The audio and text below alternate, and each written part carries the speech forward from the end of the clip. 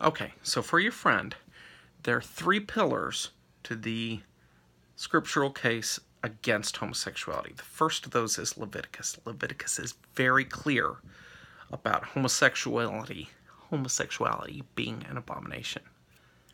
Also menstruation. Menstruation is actually a far worse thing you can do than be a homosexual. Homosexual. I don't know, I'm having a hard time saying that today. But anyway, so most Christians will tell you the reason you can eat shellfish and get tattoos and wear, mismatching textures and all that stuff is because Christ fulfilled the old covenant. It's a convenient way for, Romans to convert without having to deal with all the old crap. However, this means we can take those very clear prohibitions against homosexuality and get rid of them. Secondly, and most clearly, probably, you have, although I wouldn't call it clear, in my estimation, you have the story of Sodom and Gomorrah. Well, first of all, Sodom and sodomy don't really have anything to do with each other. In the story of Sodom and Gomorrah, you have these folks from out of town, these messengers, kind of from up, way out of town, who come in and they're strangers, and people come. They're like, to Lot, and they're like, we want to know them. And even if they meant to know them in the biblical sense, Lot's response to this is to say, why don't you take my daughters instead? Which, if they were a homosexual mob, wouldn't he have offered himself up? But even if we assume they're a homosexual mob, he offers up his virgin daughters, who are not virgins because when they flee later on, we find out they had husbands. They fled with their husbands. They're virgins with husbands who Lot offered up. It's not a good moral story. In any case, the real crime of the people of Sodom was lack of hospitality.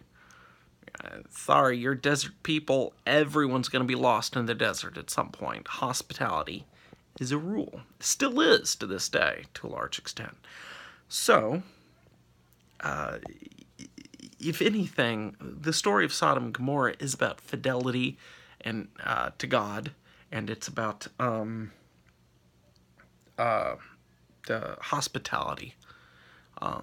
So, and take that and set that aside. It's not. To say nothing of the fact that the very next thing that happens is Lot's daughters get him drunk and have incestuous sex with him. So it's not a sexual morality tale at all. Thirdly, Jesus didn't speak about homosexuality. He talked about marriage in terms of love, but the New Testament case against homosexuality lies exclusively in Romans, which is letters from Paul to the Romans. Okay?